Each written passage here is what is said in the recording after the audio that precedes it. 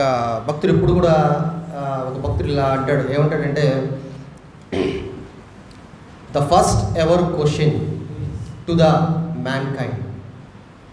దేవుడి సృష్టి భాగంలో దేవుడు మనిషిని చేశాడు, చాలా అద్భుతంగా చేశాడు. కానీ ఆ మనిషికి దేవుడు అడిగిన మొట్టమొదటి క్వశ్చన్ ఏందో చెప్తారా? The first ever question from the god to the mankind. ఆదమ్తో ఏమంటాడు? ఆదమా, నువ్వు ఎక్కడున్నావు?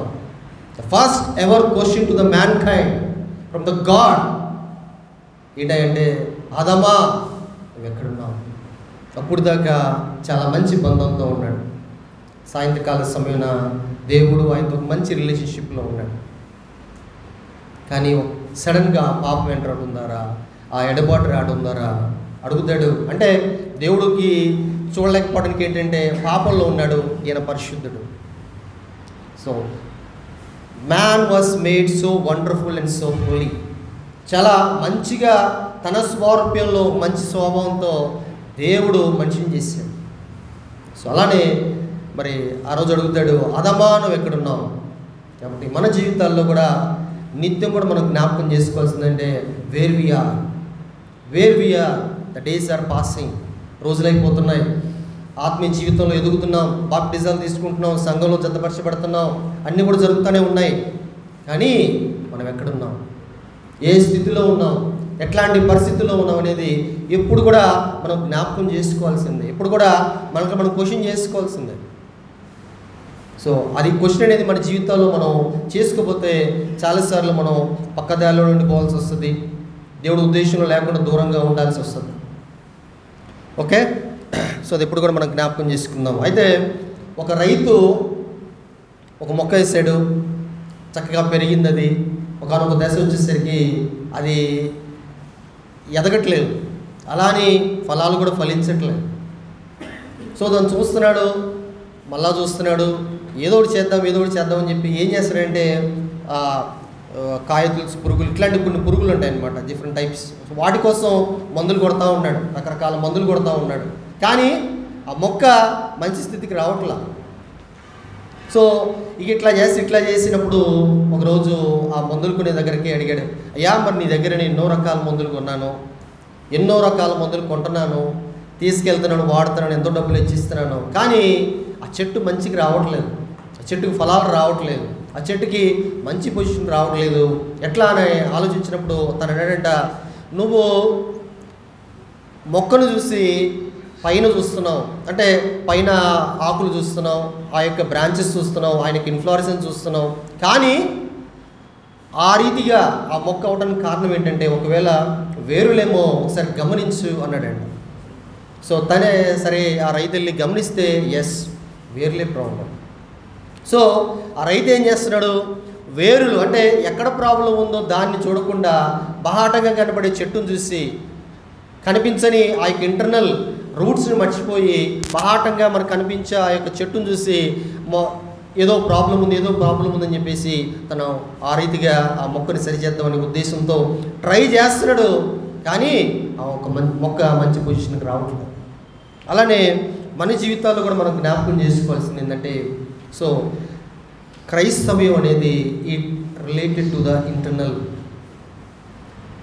సో చాలాసార్లు మనం ఏమనుకుంటామంటే, అంటే నేను తీసుకున్న టాపిక్లు డైరెక్ట్గా వెళ్దాం. సో మార్కు సువార్త 7వ అధ్యాయం, మార్కు సువార్త 7వ అధ్యాయము 1 నుంచి 7 వచనాలు దయచేసి ఎవరైనా చదవండి. మార్కు సువార్త 7వ అధ్యాయం 1 నుంచి 7 వచనాలు. యెరూషలేము నుండి వచ్చిన పరిసయ్యులు శాస్త్రులు కొందరు ఆయన వద్దకు కూడి వచ్చి ఆయన శిష్యుల కొందరు అపవిత్రమైన చేతులతో అనగా కడగని చేతులతో భోజనం చేయడం చూసిరి. పరిసయ్యులను యూదులందరూ పెద్దల పారపరచర్యమును బట్టి చేతులు కడుక్కొనుట కంటే గాని భోజనం చేయరు. మరియు వారు సంత నుండి వచ్చినప్పుడు స్నానం ఆచరిస్తేనే కానీ భోజనం చేయరు. ఇదియుగాక గిన్నెలను, కుండలను, ఇత్తడి పాత్రలను, బల్లలను నీళ్ళలో కడుగుట మొదలగు అనేక ఆచారాలను వారు అనుసరించి చెడివారు.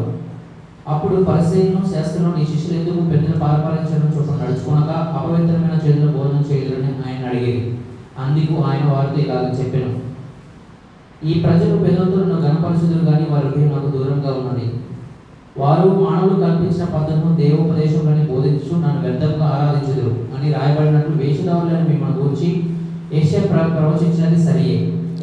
చాలు బ్రదర్, ఇంకా కావాలంటే తర్వాత చూద్దాం. సో ఇక్కడ క్లియర్గా క్లీన్నెస్ అంటే వాళ్ళు ఆ యొక్క కడుక్కునే విషయంలో, సో ఫస్ట్ నుంచి కూడా మరి ఈ సువార్తల గ్రంథంలో మనం జ్ఞాపకం చేసుకుంటే యేసు ప్రభువారు తిరిగిన ప్రతి ప్రదేశానికి కూడా ఈ పరిసర శాస్త్రులు ఇప్పుడు కూడా వెళ్ళి గమనిస్తూ ఉండేవాళ్ళు.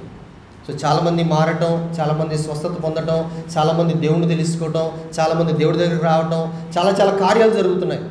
సో ఇవన్నీ కూడా గమనిస్తూ అక్కడ యెరూషలేము నుంచి అక్కడ కొంతమంది పరిశీల శాస్త్రులు ఎప్పుడు కూడా ఈయన వెంబడి అసలు ఈయన ఏం చేస్తున్నాడు, ఎలా ఉంటున్నాడు, ఈయన పద్ధతులు ఏంటి, ఆయన వ్యవహార శైలి ఎలా ఉంది, ఎలా మాట్లాడుతాడు, ఇవన్నీ కూడా గమనిస్తూ ఉన్నారు. ఆ గమనించే ప్రక్రియలో అలా వస్తూ ఇక్కడ వాళ్ళు ఒక ఫాల్ట్ రైజ్ చేశారు. అంటే ఫాల్ట్ అంటే they are placing a blame. ఏమని చెప్తారంటే వాళ్ళు చేతులు కడుక్కోవటం లేదు, ఆహారం చేతులు కడుక్కోవట్లేదు, కడుక్కోకుండా ఆహారం తింటున్నారు. సో వాళ్ళ ఉద్దేశం ఏంటంటే క్లీనినెస్ అనేది is the next to holiness అనే ఒక ఆ అర్థవంతంలో వెళ్ళిపోయారు. అంటే ఈ యొక్క గాడ్లీనెస్లో, దైవత్వంలో క్లీనినెస్ ప్లేస్ అని ఇంపార్టెంట్ రోల్ అనుకుంటున్నారు. ఆ క్లీనినెస్ కూడా బాహాటంగా ఎక్స్టర్నల్ క్లీనినెస్ అనేది వెరీ ఇంపార్టెంట్ అనే ఉద్దేశంతో వాళ్ళు ఏం చేస్తారంటే వాళ్ళు ఏం చేస్తున్నారు, చేతులు కడుక్కోవాలి కదా, మనకు కొన్ని ఆచారాలు ఉన్నాయి కదా, మనకు కొన్ని పద్ధతులు ఉన్నాయి కదా, మనకు కొన్ని ట్రెడిషన్స్ ఉన్నాయి కదా, కొన్ని రిచువల్స్ ఉన్నాయి కదా, కొన్ని పెద్దలు నియమించారు కదా, కొన్ని ఆ పద్ధతులు మనం పాటించాల్సిందే కదా, అవి పాటించకపోతే ఎలా, అసలు ఏం చేద్దాం అనుకుంటున్నారు, ఎందుకు ఇలా చేస్తున్నారు, why they are behaving like this అని అక్కడ వాళ్ళకి ఒక ఆలోచన వచ్చి ఒక క్వశ్చన్ మార్క్, ఏదో ఎక్కడో ఎప్పుడొకటే దేవుడు దొరుకుతాడు, యేసుప్రభు వారు దొరుకుతారు, ఎలా దొరుకుతారు వెతుకుతున్నారు. ఇక్కడ దొరకగానే వెంటనే వాళ్ళు ఏం మాట్లాడుతున్నారంటే, కొందరు ఆయన యొద్దకు కూడి వచ్చి ఆయన శిష్యుల్లో కొందరు అపవిత్రమైన చేతులతో అనగా కడగని చేతులతో భోజనము చేయుట చూచిరి. సో కడగకుండా వాళ్ళు భోజనం చేస్తున్నారు. అంటే వాళ్ళ ఉద్దేశంలో నేను ఈ యొక్క మరి మార్కు సువార్త 7వ అధ్యాయం 1 నుంచి 12 వచనాల నుంచి నేను తీసుకున్న 3 మాటలు ఏంటంటే క్లీనినెస్ హ్యాడ్ బికేమ్ ఎక్స్టర్నల్. వాళ్ళ ఉద్దేశంలో ఏంటంటే పరిశుభ్రత బాహ్యంగా మారింది. రెండవది cleanliness was scene as internal, అంటే పరిశుద్ధతను అంతర్గతంగా చూశారు.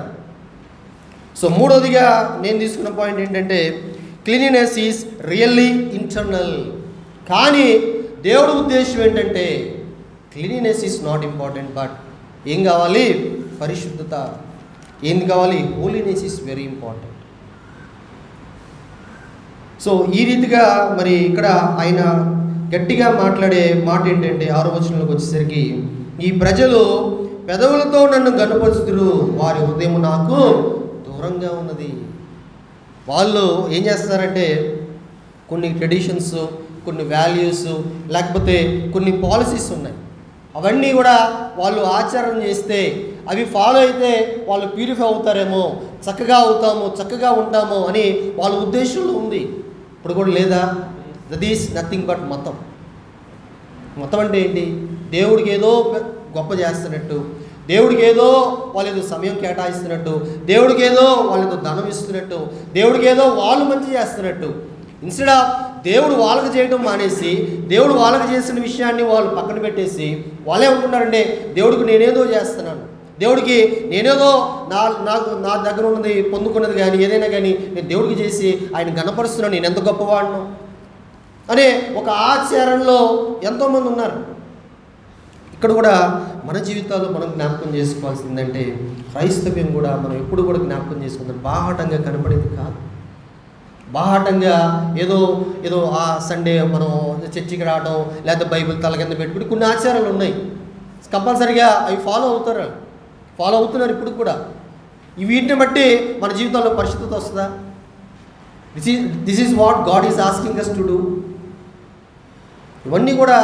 ఇవన్నీ ఏంటి, ప్రార్థనకు రావటం, బైబిల్ స్టడీలు, లేకపోతే కొన్ని సండే స్కూళ్ళు, లేకపోతే ఇవన్నీ కూడా ఎందుకు, ఎండ్ ఆఫ్ ద డే దేవుడితో ఒక మంచి బంధంలోకి రావడానికి, దేవుడితో ఒక మంచి రిలేషన్షిప్లో రావడానికి తప్ప ఇదేదో ఆచార భక్తి కాదు, ఏదో వస్తే ఏదో జరిగిద్దని కాదు, ఏదో క్రైస్తవులు కాబట్టి వెళ్ళాలని కాదు. మా నాన్న వెళ్తున్నాడు, మా అమ్మ వెళ్తుంది, నేను వెళ్ళాలి, ఏదో ఆశీర్వాదాలు జరుగుతాయి, ఏదో అక్కడ చర్చి బాగుంటుందంట, అక్కడ ఏదో మంచిగా చల్లగా ఉంటుందంట, లేదా అక్కడ స్క్రీన్ ఉంటుందంట.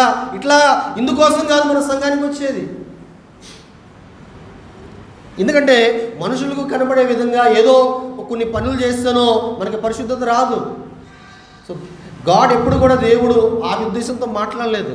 ఇక్కడ ఏం చెప్తున్నాడంటే, ఈ ప్రజలు పెదవులతో నన్ను గనపరచుదురు గాని వాళ్ళ హృదయం నాకు దూరంగా ఉన్నది. సో వాళ్ళ హృదయం నాకు దూరంగా ఉంది. హృదయము ఘోరమైన వ్యాధి గలది, దాన్ని గ్రహించేవాడు ఎవడు అని వాక్యం కూడా ఉంది. కుళ్ళిపోయింది ఎక్కడ ఏంటి? వేరు పాడైపోయింది. వేరు పాడైపోయింది. బాహాటంగా ఆ చెట్టుని ఎంత బాగు చేసినా ఆ రైతుకు ఉపయోగం లేదు. మరి ఆ కుళ్ళిపోయిన ఆ యొక్క రూట్స్ని బాగు చేయాలంటే గొప్ప కార్యం జరగాలి. మరి దేవుడు కూడా 2000 సంవత్సరాల క్రితం కూడా మన కోసం చేసింది అదే. ఏదో ఆచార భక్తితో ఏదో కొన్ని విషయాల ద్వారా మన పాపం పోతుందనుకుంటే ఆయన ఎందుకు రావాలి?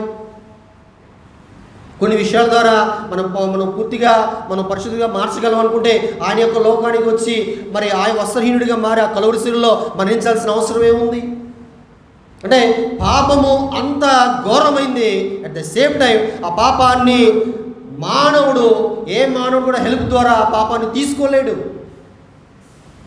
కేవలము ఇది దేవుడు మాత్రమే చేయగలడు. ఇది కేవలము దేవుడు మాత్రం ద్వారానే, దేవుడు కార్యం ద్వారానే జరుగుతుంది. కాబట్టే ఆయన 2000 సంవత్సరాల క్రితం యొక్క లోకానికి వచ్చాడు. కాబట్టి మన జీవితాల్లో కూడా మనం జ్ఞాపకం చేసుకోవాల్సింది అంటే, ఈ ఆచార భక్తి ఇవన్నీ కూడా ఏం చేస్తుందంటే ఒకానొక దశలో, అంటే ఇవన్నీ కూడా దేవుడితో రిలేషన్షిప్లోకి రావు. అంటే దేవుడికి ఒక మంచి బంధంలోకి ఇవన్నీ కూడా తీసుకురావు ఈ ఆచార భక్తుల్లో ఉన్న ఏదైనా కానీ దేవుడు కోరుకునేది అది కాదు. దేవుడు కోరుకునేది it's a right relationship with God. దేవుడితో ఒక మంచి బంధం కలిగి ఉండాలి ప్రతి మానవుడు. ఎందుకంటే తన స్వారూప్యంలో తన ఇష్టంగా తనకు పోలికి చెప్పిన మానవుడు చేశాడు కాబట్టి, మానవుడు దూరం అయ్యాడు కాబట్టి మళ్ళా ఆ మానవుడు ఆయనతో ఒక మంచి బంధంలోకి రావాలనే ఉద్దేశమే దేవుడు కలిగి ఉన్నాడు. కాబట్టి ఈ సమయంలో మనం జ్ఞాపకం చేసుకోవాల్సింది ఏంటంటే, religion they do not focus on the relationship with God. మతము ఎప్పుడు కూడా దేవుడితో బంధం కోరుకోదు. వాళ్ళేదో మరి ఏదేదో చేసేసి ఏదేదో పనులు చేసుకుంటా నేనేదో చేస్తున్నాను, దేవుడికి నేనేదో చేస్తాను ద్వారా దీని ద్వారా నాకు ఏదో జరిగిద్దని వాళ్ళు బాహాటంగా ఎక్స్టర్నల్ అపీరియన్స్ చక్కగా ఉంటే చాలు. ఇంటర్నల్ అపీరియన్స్ అంత అవసరం లేదు. ఎక్స్టర్నల్ అపీరెన్స్ ద్వారానే ఇంటర్నల్ అపీరెన్స్ శుద్ధి చేయబడుతుంది అనే ఒక ఆలోచనలో వాళ్ళందరూ ఉన్నారు. కానీ దేవుడు వారు కోరుకోవట్లేదు. హిపోక్రసీ, ఒక మాస్క్ పెట్టుకొని ఆ యొక్క పరిస్థితులకు అనుగుణంగా నడవటం, ఒక మాస్క్ పెట్టుకొని ఆ పరిస్థితులను బట్టి నడవటం, ఇది కాదు దేవుడి ఉద్దేశం. నటించడం కాదు దేవుడి ఉద్దేశం. నటించమని దేవుడు అడగటం లేదు. అట్ ది సేమ్ టైం నటించడం వల్ల వచ్చేది కూడా ఏం లేదు. కాబట్టి మనం ఈ యొక్క మార్కు సువార్త నుంచి 3 విషయాలు మనం జ్ఞాపకం చేసుకుందాం. మొదటిగా ఏంటంటే, cleanliness had became external. So వాళ్ళ ఉద్దేశంలో వాళ్ళ క్వశ్చనరీస్ ద్వారా మనం తెలుసుకోవాల్సింది ఏంటంటే, వాళ్ళు ఏమనుకుంటున్నారంటే పరిశుద్ధత అనేది బాహ్యంగా మారింది.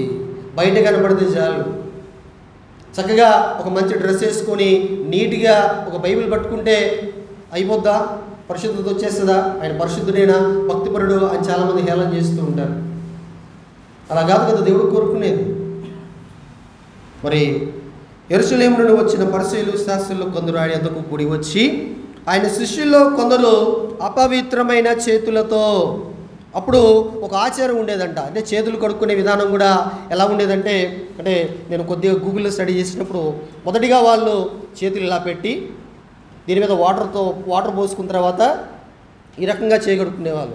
తర్వాత రెండో స్టెప్ ఏంటంటే మళ్ళీ చేతులు ఇలా పెడితే ఇంకో అతను వాటర్ పోస్తే మళ్ళీ ఈ వేళ్ళు కడగబడతాయి. సో మూడోదిగా మళ్ళీ వాళ్ళు ఈ రకంగా రుద్దుకుంటూ, అంటే ఇది ఒక ఆచారంగా, అంటే చేతులు ఇలానే కడగాలి,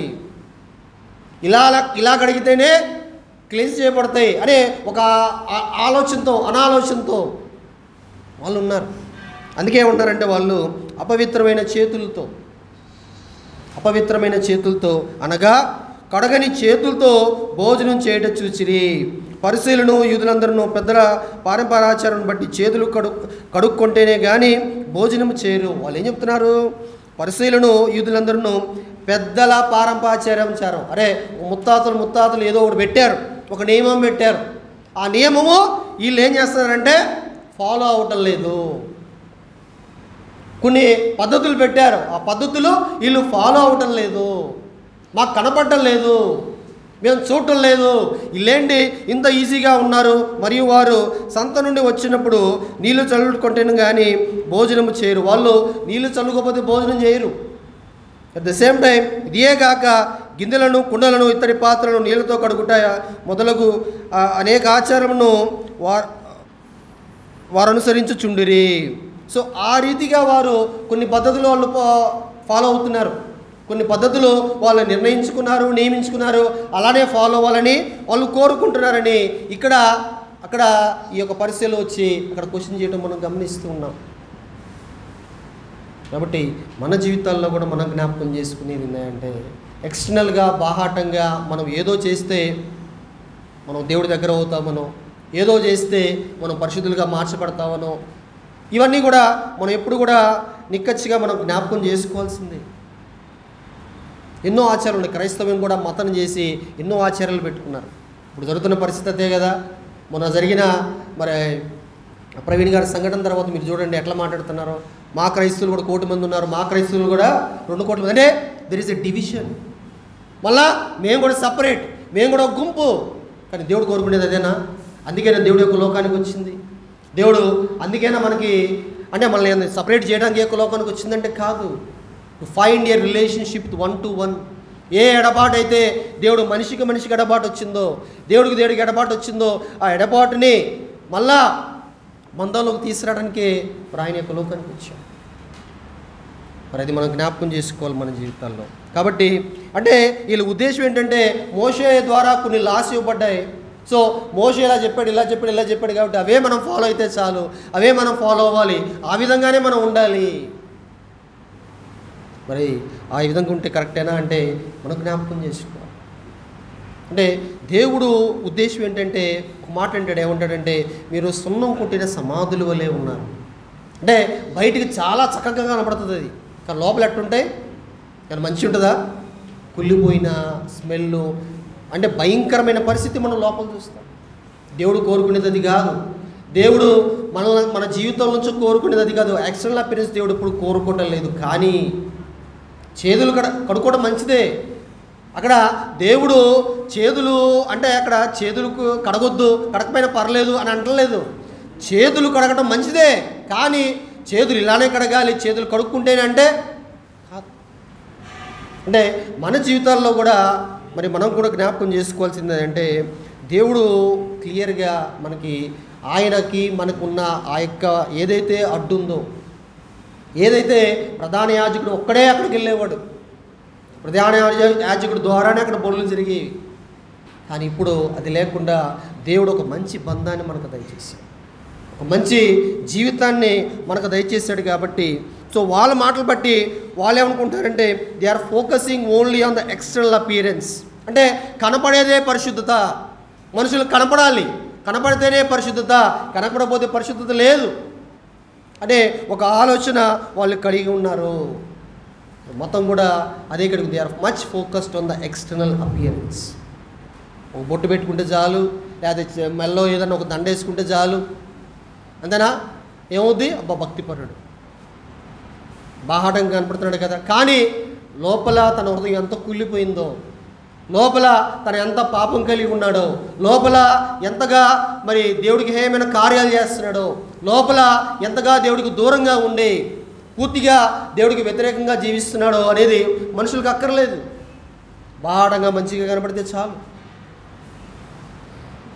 సో వారి ఆలోచన ఎలా ఉందంటే పరిశుద్ధత అనేది బాహాటంగా మారిపోయింది. బాహాటంగా కనపడితే, మంచిగా కనపడితే చాలు. ఓల్డ్ టెస్టిమెంట్లో కూడా చాలా ఉన్నాయి. క్లీనినెస్ గురించి ఏం తినకూడదు, ఏం తినాలి, ఎలా ఉండాలి, ఏ ఏ ఏ మనస్తత్వం కలిగి కొన్ని మరి సంఖ్యాకాండంలో ఉన్నాయి. అలాగే లేవి ఖండంలో కూడా మనం చూస్తాం మొదటి ఆ ఖండాల్లో. మరి వాటి ద్వారానే మనకి పరిశుద్ధత వచ్చిందా అంటే కాదు. మరి వాటి ద్వారా పరిశుద్ధత వస్తే దేవుడు యొక్క లోకానికి వచ్చాల్సిన అవసరం లేదు, ఆయన మరణించాల్సిన అవసరం లేదు. మరి అప్పటికి కూడా పరిశీలు ఉన్నారు, శాస్త్రులు ఉన్నారు. దేవుడు ఒకవేళ వచ్చి ఉంటే మరి వాళ్ళతోనే ఒక మంచి ఇది చేసేసి డెవలప్మెంట్ చేసేవాళ్ళు. కానీ జ్ఞాపకం చేసుకోవాల్సిందే అంటే మన జీవితాల్లో మన అంటే ఇంటర్నల్ మన జీవితంలో మన హృదయం రోగంతో మారిపోయింది, కుళ్ళిపోయింది. కాబట్టి దీన్ని మార్చాలని, ఈ హృదయాన్ని మార్చాలనే ఉద్దేశంతోనే దేవుడి యొక్క లోకానికి వచ్చాడు. కాబట్టి బాహాటంగా కనపడే దాని ద్వారా పరిశుద్ధత రాదు, అది మనుషులకు మాత్రమే పరిశుద్ధంగా కనపడుతుంది. మరి మనుషులకు పరిశుద్ధంగా కనపడితే సరిపోద్దా అంటే మనిషి ఏమన్నా పరిశుద్ధుడా? లేదు. ఎవ్రీ మ్యాన్ కైండ్ అని ఉంది కదా, వాక్యం ఏముంది? సకల మానవాళి నిమిత్తం. ఆయన ఇంతమంది కోసం అంతమంది కోసం వాళ్ళ కోసం వీళ్ళ కోసం మరణించలా, సకల మానవాళి కోసం ఆయన మరణించాడు. ఏ భేదం లేదు, అందరూ కూడా పాపము చేసి దేవుడు అనుగ్రహించి మహిమను కోల్పోయిన వారే, భ్రష్టులైపోయిన వారే, పాపంతో నిండిపోయిన వారే. మరి ఈ సమయంలో దేవుడు మనకు గుర్తు చేస్తున్నాడు ఏంటంటే ఎక్స్టర్నల్ అపీరెన్స్ అనేది వాళ్ళ విషయాల్లో, అంటే ఇక్కడ ఈ పరిశీలన శాస్త్రుల యొక్క ఆలోచనలో ఎంతో గొప్పగా ఉంది. కానీ అది కాదు నేను కోరుకున్నాను, అది కాదు నేను యొక్క లోకానికి రావడానికి ఉద్దేశం, అది కాదు నేను మిమ్మల్ని కోరుకున్న ఉద్దేశం, రక్షించుకున్న ఉద్దేశం అని ఇక్కడ క్లియర్గా చెప్పడం మనం గమనిస్తున్నాం.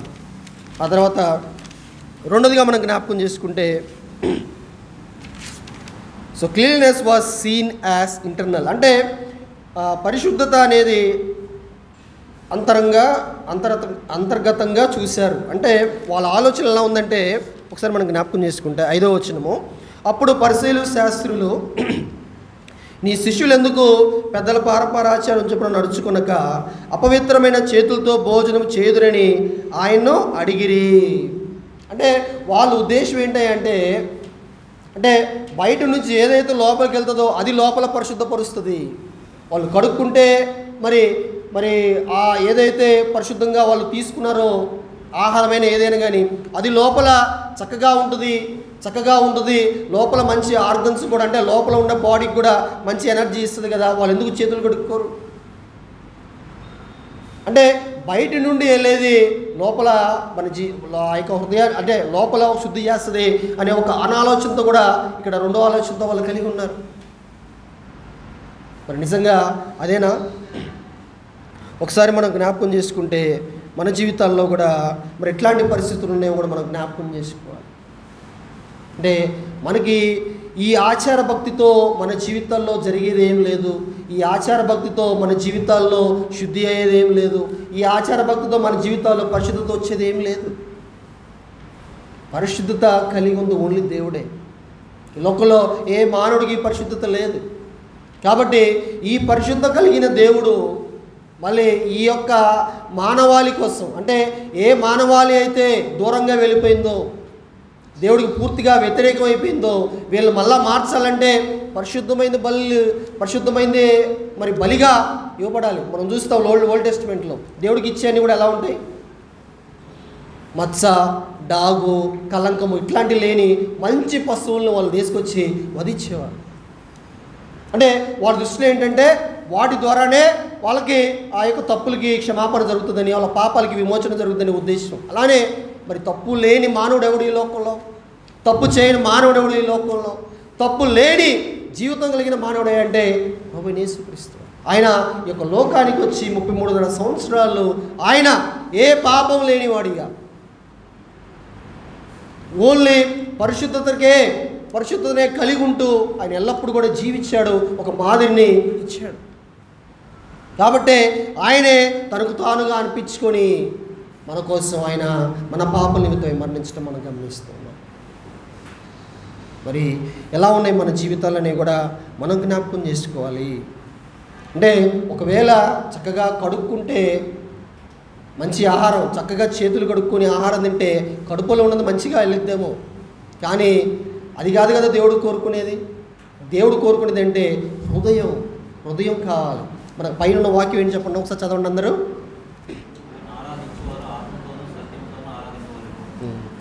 ఆత్మతో సత్యముతో, సత్యముగా, కపటంతో కాదు. వేషధారంతో కాదు, సత్యంతో. ఒకసారి మనం జ్ఞాపకం చేసుకుంటే తప్పిపోయిన కుమారుడు స్టోరీ మనం జ్ఞాపకం చేసుకుందాం. తప్పిపోయిన కుమారుడు వెళ్ళాడు, తండ్రి తీసుకురావాలంటే ఎంతసేపు, లేకపోతే తన కొడుకు ఎక్కడికి వెళ్ళాడో ఆ తండ్రి తెలుసుకోవడం పెద్ద ఇదేం కాదు, రాకెట్ సైన్స్ ఏం కాదు. ఎక్కడున్నాడో, ఎక్కడ తిరుగుతున్నాడో తెలుసుకోవటం ఆయన ఒకసారి ఆలోచన చేస్తే కొడుకు కోసం తీసుకుని రావచ్చు. కానీ ఒకసారి బలవంతం తీసుకొస్తే మళ్ళా పోతాడు, మళ్ళా తీసుకొస్తే మళ్ళా పోతాడు. ఎందుకు? ఆయనకి ఆలోచన ఎక్కడ ఉందంటే హృదయంలో ఉంది. ఈ లోకం బాగుంది, చాలా చక్కగా ఉంది, చాలా అందంగా ఉంది, మా తండ్రి ఏంటి ఇక్కడే ఉంచుతున్నాడు ఈ 4 గోడల మధ్య, ఇది మంచిది అది మంచిది. పిల్లలు వినాలి మనం కూడా. ఎప్పుడు మన డాడీ చెప్తాడు కదా, ఇది చేయకూడదు అది చేయకూడదు, అమ్మ చెప్తుంది ఇది తినకూడదు అది తినకూడదు, లేకపోతే అది చేయాలి ఇది చేయాలని చెప్తారు. ఏంటి ఎప్పుడు ఇల్లు ఇదే చెప్తారు. అరే మా ఫ్రెండ్స్ కూడా ఎంత ఎంజాయ్ చేస్తున్నారు స్కూల్స్లో, లేకపోతే ఇంకొకరు చూడు ఎంత చక్కగా ఉన్నారో, ఎందుకు మా అమ్మ మా నాన్న ఎప్పుడు ఇది చేయాలి ఇదే చేయాలి ఎంతవరకే చేయాలి, లిమిట్స్ పెడతారు అని చాలాసార్లు మనం కూడా అనుకుంటాం. మేము కూడా అలా పెరిగిన వారమే. కానీ ఆ తప్పిపోయిన కుమారుడు ఆ రీతిగా తీసుకొస్తే మళ్ళీ వెళ్ళేవాడు. ఎందుకంటే అక్కడ హృదయం మారలేదు. కానీ తనకు తానుగా వచ్చాడు. చూడండి ఎప్పుడు వచ్చాడు, హృదయంలో కలిగింది. అరే నా తండ్రి ఇంట ఎంతో ప్రేమ ఉంటుంది కదా, నా తండ్రి ఇంట ఎంతో చక్కని జీవితం నాకుంది, నేనేంటి అసలు నేను ఇక్కడ ఉన్నానేంటి, పందులు తినే పొట్టు నేను తింటున్నాను ఏంటని ఒక ఆలోచనకు వచ్చి తన హృదయం మార్చుకుని వెళ్ళాడు. కాబట్టి మళ్ళా తప్పిపోయినట్టు లేదు, ఒకసారి తప్పిపోయాడు మళ్ళీ తప్పిపోయినట్టు బైబిల్లో లేదు. అంటే హృదయం మారిపోయింది. కాబట్టి మన జీవితాల్లో కూడా మనం జ్ఞాపకం చేసుకోవాల్సిందే అంటే మనకి ఎప్పుడు కూడా ఈ యొక్క ఆచారాలను మనందరూ కూడా పక్కన పెట్టేద్దాం. ఒకవేళ ఇంకా అట్లాంటి ఆచార భక్తి మన జీవితాల్లో ఉంటే మన జీవితాలని అది దేవుడికి ఒక మంచి బంధంలోకి తీసుకురాదు. అది బహాటంగా కనబడేది ఏది కూడా మనకి దేవుడికి ఐక్యత చేయలేదు. ఒకవేళ మనుషులు ఇంప్రెస్ చేయొచ్చాము కానీ we cannot impress God with our external appearance, maybe like with our external works. ఆ మంచి చేస్తేనో ఈ మంచి చేస్తేనో నీతి కార్యాలు చేస్తేనో మనకేదో పరలోకము సంప్రాప్తం అవుతుందని చాలామంది హిందూయిజంలో చాలామంది అనుకుంటూ ఉంటారు. అవన్నీ జరుగుతాయి అంటారా? అవన్నీ జరిగేవంటే కాదు. అవన్నీ కూడా మనిషి పెట్టుకున్న నియమాలే. ఈ మతం అనేది మనిషి పెట్టుకున్న నియమాలే. ఇది చేయాలి అది చేయాలి, అది చేయకూడదు ఇది చేయకూడదు. కాబట్టి రెండో పాయింట్లో మనం జ్ఞాపకం చేసుకుంటే ఏముంది అంటే పరిశుద్ధత అనేది వాళ్ళు అంతర్గతంగా చూశారు. అంటే బయట నుంచి వెళ్ళేదే లోపలిని క్లీన్ చేస్తుంది. కాబట్టి బయటది ఏదైతే మనం తీసుకుంటున్నామో అది పరిశుద్ధంగా తీసుకుంటే లోపలంతా పరిశుద్ధంగా ఉంటుందనే ఆలోచన వాళ్ళది. సో మూడోదిగా మనం జ్ఞాపకం చేసుకుంటే cleanliness is really internal. Cleanliness is really internal. So దేవుడు మన హృదయాన్ని చూస్తాడు, హృదయ వాంఛలను చూస్తాడు, మన ఆలోచనలు మన తలంపులు ఇవన్నీ కూడా ఏం బేసిస్ మీద what is the basis for all these things? Our heart. మనం ఇక్కడ ఎంత ప్యూర్గా ఉంటామో మన లైఫ్ అంత ప్యూర్గా ఉంటుంది. ఇక్కడ మన ఆలోచనలు మన జీవితం మన తలంపులు ఎలా ఉన్నాయో బాహాటం కూడా అలానే కనపడతాం. మనం సండే 3 గంటలు ఇక్కడ కనపడవచ్చు, చాలా చక్కగా ప్రేజులాడు అనవచ్చు, చక్కగా మాట్లాడవచ్చు. Then what about rest of the days? ఎవరు చూడరు కదా, బ్రదర్స్ చూడరు, సిస్టర్స్ చూడరు కదా, మరి వేషధారణ వరే కదా అది. సో దేవుడు ఉద్దేశం అది కాదు. కానీ cleanliness is really internal. So ఇక్కడ ఏం చెప్తున్నాడు? పెదవులతో నన్ను గణపరు 6వ వచనం, ఈ ప్రజలు పెదవులతో నన్ను గణపరుస్తున్నారు కానీ వారి హృదయం నాకు దూరంగా ఉన్నది. మనం పిల్లలను ప్రేమించినప్పుడు ఎట్లా ప్రేమిస్తామండి? ఫ్రమ్ అవర్ హార్ట్, అంతేనా? From bottom of our heart. అంటే ఇంకా అంత ప్రేమ ఇంకెవరు చూపించరు కదా, అంత గొప్ప ప్రేమను మనం పిల్లల పట్ల చూపిస్తాం. It comes from our heart. బాహాటంగా వచ్చేది కాదు. అప్పటికప్పుడు మనం నటించాం పిల్లల ముందు ఏదో ప్రేమిస్తున్నట్లు. కాబట్టి ఆయన ఏమంటే పెదవులతో నన్ను గణపరుస్తుంది కానీ వారి హృదయము నాకు దూరముగా ఉన్నది. అలానే 8వ వచనంలోకి వస్తే ఆయన యెషయా ప్రవచించినది సరియే, మీరు దేవుడు ఆజ్ఞను విడిచిపెట్టి మనుషుల పారంపరాచారము గైకొనుచున్నారు. దేవుడు మాటలు దేవుడి ఉద్దేశం, దేవుడి తలంపులు, దేవుడు ఒక మంచి జీవితాన్ని మీకు ఇవ్వాలని ఉంటే మీరేం చేస్తారు? ఇవన్నీ పక్కన పెట్టి మీరేం చేస్తారంటే మనుషుల పారంపర ఆచారాలను గైకొనుచున్నారు, మరియు మీరు మీ పారంపర ఆచారమును గైవుటకు దేవుడు ఆజ్ఞను బొత్తిగా నిరాకరించారు. అంటే దేవుడు యొక్క ఆజ్ఞను బొత్తిగా, అంటే పూర్తిగా దేవుడు చెప్పిన మాటలు, దేవుడు ఇచ్చిన ఆజ్ఞలు, దేవుడు ఇచ్చిన జీవితం, దేవుడు ఇచ్చిన మాదిరి, దేవుడు ఇచ్చిన బ్రతుకుని పూర్తిగా పక్కన పెట్టేసి ఎవరో పెద్దవాళ్ళు ఏదో నియమించారు, ఆ పద్ధతులు పార్టిసిపేట్ చేస్తేనే మనం దేవుడి దగ్గరికి వెళ్ళమనే ఒక అనాలోచనతో ఉండకూడదు అంటున్నారు. మీరు ఉన్నారు అని వాళ్ళకి క్లియర్గా పరిశీలి శాస్త్రులు చెప్తున్నారు. కాబట్టి మన జీవితాల్లో ఎప్పుడు కూడా నిరంతరం మనం జ్ఞాపకం చేసుకోవాల్సిందంటే ఈ భయంకరమైన హిపోక్రసీ నుంచి ఒకవేళ ఎవరికన్నా ఉంటే ఆ కపటత్వం, ఆ వేషధారుల పరలోకానికి చేరరు. It's not easy. వేషధారణ వల్ల మనకి ఎట్లాంటి ఉపయోగం లేదు. మనుషులు కనపడవాలని మన జీవితం నటించాల్సిన అవసరం లేదు. మనం దేవుడి కోసమే జీవిద్దాం, దేవుడి కోసమే బ్రతుకుతాం. ఎందుకంటే దేవుడు నా కోసం, నీ నిమిత్తమై నా నిమిత్తమై ఆయన కలువరి శిలువలో మన్నించడం ద్వారా మనకేం పొందుకున్నామంటే ఆ రక్షణ మనం పొందుకున్నాం. మన జీవితంలో ఉన్న ఈ ఆచార భక్తి అంతా కూడా పోవాల్సిందే. ఆచార భక్తి ద్వారా మనం దేవుడి దగ్గరికి రాలేమని మనం ఇక్కడ దేవుడు క్లియర్గా చెప్తున్నాడు. వాళ్ళు ఏం చేస్తారంటే ఆజ్ఞలు విడిచిపెట్టారు, అట్ ద సేమ్ టైం ఆజ్ఞలు ఏం చేశారు? నిరాకరించారు. అంటే ఆ యొక్క పెద్దలు నియమించిన మాటలను బట్టి, వారు ఆచారాలను బట్టి దేవుడి మాటలు కూడా పక్కన పెట్టారు వాళ్ళు. దేవుడు ఇచ్చిన వేదనలు కూడా పక్కన పెట్టారు, దేవుడు ఇచ్చిన మంచి మాటలు కూడా పక్కన పెట్టారు వాళ్ళు. మరి దేవుడు అలా ఉండాలని కోరుకోవట్లేదు. మరి మన జీవితాల్లో మనం ఎక్కడ ఉన్నామనేది మనం ఎప్పుడు కూడా మనం జ్ఞాపకం చేసుకోవాల్సిందే. Cleanliness is very important, but more than that holiness is very important. శుద్ధత అంతేనా క్లీన్నెస్ అంటే? హోలీనెస్ అంటే పరిశుద్ధత. దేవుడు కోరుకునేది మన జీవితాల్లో పరిశుద్ధత, శుద్ధత కాదు. శుద్ధత any man can do, any man can act like that. కానీ పరిశుద్ధత అనేది దేవుడు కోరుకునేది మన జీవితాల్లో. మనం తెలుసు కదా, వాక్యం ఉంది, ఏముంది? మనల్ని రూపాంతరం చెందుతున్నాడు. రూపాంతరం చెందే విధంగా తన స్వరూపంలోకి మారుస్తున్నాడంటే మనలో ఉన్న ప్రతి ఒక్క మలినాలను తొలగిస్తున్నాడు. మనలో ఉన్న ప్రతి లోకపు ఆలోచనలు, తలంపులు, జీవితం, బ్రతుకు ఇవన్నీ కూడా తొలగించి ఆయన ఒక మంచి తన స్వరూపంలో మనందరికీ తిరిగి మార్చడానికి ఆయన కలువరి శిలువలో ఆయన ఏమైపోయాడంటే పూర్తిగా వస్త్రహీనుడిగా మార్చిపెట్టాడు. పూర్తిగా నీ కోసం నా కోసం ఆయన తలుచుకుంటే ఏమైనా చేయొచ్చు కలువరి శిలువలో. ఒకసారి ఒక కామెంటేటర్ రాస్తాడు, అంటే మొన్న ఈస్టర్కి ఈ గుడ్ ఫ్రైడేకి వస్తున్నప్పుడు చూస్తే ఒక కామెంటేటర్ రాస్తాడు, ఆయన అనుకుంటే ఆయన ఏమైనా చేయొచ్చు అప్పుడు. He himself came to this world, he himself died, he himself decided, and at the same time he himself died for us. ఆయన ఏదో బలవంతంగా జరగలేదు, ఏదో ఇంకో రకంగా జరగలేదు, కానీ తనకు తానుగా వృత్తినిగా చేసుకున్నాడు, ఈ యొక్క లోకానికి వచ్చాడు. ఎస్, వీళ్ళు రక్షించాలనే ఉద్దేశం కలిగి ఉన్నాడు.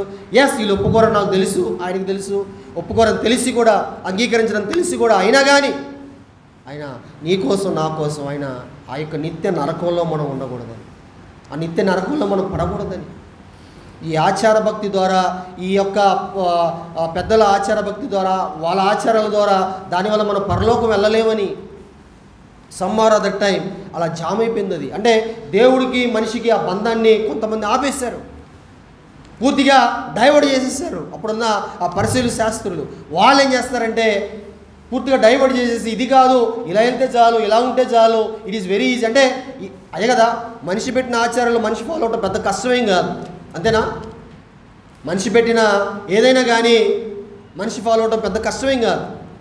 కానీ దేవుడి మాటల్ని ఫాలో అవ్వాలంటే it's very difficult, but it is easy with God. It is very easy with God. కాబట్టి మన జీవితంలో ఉన్న ఈ ట్రెడిషన్స్ కానీ, ఇట్లాంటి అనాలోచనలు, రిచువల్స్, లేకపోతే ఏవైతే ఉన్నాయో అవన్నీ కూడా పాలసీస్, వాల్యూస్, వీటి వల్ల మనకు ఒరిగేది ఏం లేదు. బట్ మనం ఎప్పుడు కూడా శుద్ధత ఇంపార్టెంటే, కానీ దానికంటే దేవుడు మన జీవితాల్లో కోరుకునేది ఏంటంటే పరిశుద్ధత. Holiness is very important. ఆ హోలీనెస్ కావాల్సింది ఏంటంటే ఇవన్నీ. ఈరోజు మనం ఆరాధనకు వస్తున్నాం, ట్యూస్డే బైబిల్ స్టడీ పార్టిసిపేట్ చేస్తున్నాం, మరి శుక్రవారం శనివారం ప్రార్థన కూడికలు ఇవన్నీ, లేకపోతే కాటేజ్ మీటింగ్స్ ఇవన్నీ ఎందుకు? ఇవన్నీ కూడా ఎండ్ ఆఫ్ ద డే మనుషులు కడపలని కాదు, ఏదో ఆచారాల్లో ఉన్న పనులని కాదు. ఇవన్నీ కూడా దేవుడితో ఒక మంచి బంధంలోకి తీసుకొస్తాయి, దేవుడితో ఒక మంచి రిలేషన్షిప్లోకి తీసుకొస్తాయి. కాబట్టి వాటన్నిటిని కూడా, ఆ హిపోక్రసీని కూడా మన జీవితం నుంచి మనం తొలగించుకొని, వేషధారణ యొక్క జీవితాన్ని మనం తొలగించుకొని, దేవుడు ఆ వేషధారణ ఇష్టపడాడు. He never ever expect those peoples. అందుకే ఆయన దగ్గర రావడానికి వాళ్ళు సాహసించలేదు, ఆయన వాళ్ళ దగ్గరికి వెళ్ళలేదు. అంటే వాళ్ళు కూడా ఏంటంటే దూరం నుంచి ఏదో ఒకటి they have to raise some fault, అంటే ఏదో ఒకటి ఆయనకి ఫాల్ట్ పెట్టాలనే ఉద్దేశంతో ఆయన దగ్గరకు వచ్చి, మీరు వాళ్ళు చేతులు కడుక్కోవట్లేదు, మీ వాళ్ళు ఎట్టుంటున్నారు, వీళ్ళంతా పాపలతో కూర్చుంటున్నాడు ఏంటంటే అప్పుడున్నవన్నీ కూడా, కట్టడాలన్నీ కూడా ఏం చేస్తున్నాడు, దేవుడి యొక్క లోకానికి వచ్చి 3 సంవత్సరాల్లో పూర్తిగా తెంకేశాడు. అదే కదా ఏముంటుంది వాక్యము, సత్యం మిమ్మల్ని స్వతంత్రులుగా చేస్తుంది. అప్పుడు ఆ సత్యము కట్టివేయబడింది, సంఖ్యలతో కట్టివేయబడింది, ఒక స్లేవరీ బాండేజ్లో ఉంది. కానీ ఇప్పుడైతే దేవుడు ఏం చేశాడంటే ఆ సత్యాన్ని మనకి స్వతంత్రులుగా చేశాడు. ఆ బాండేజెస్ ఏవైతే ఉన్నాయో పూర్తిగా తెంచివేసి దేవుడికి మనకి క్లియర్, అంటే ఇంకా వేరే అడ్డేం లేదు.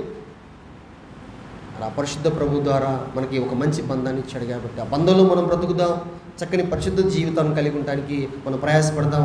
అట్టి కృపా దేవుడు మనకు దయచేయను గాక. ఆమేన్.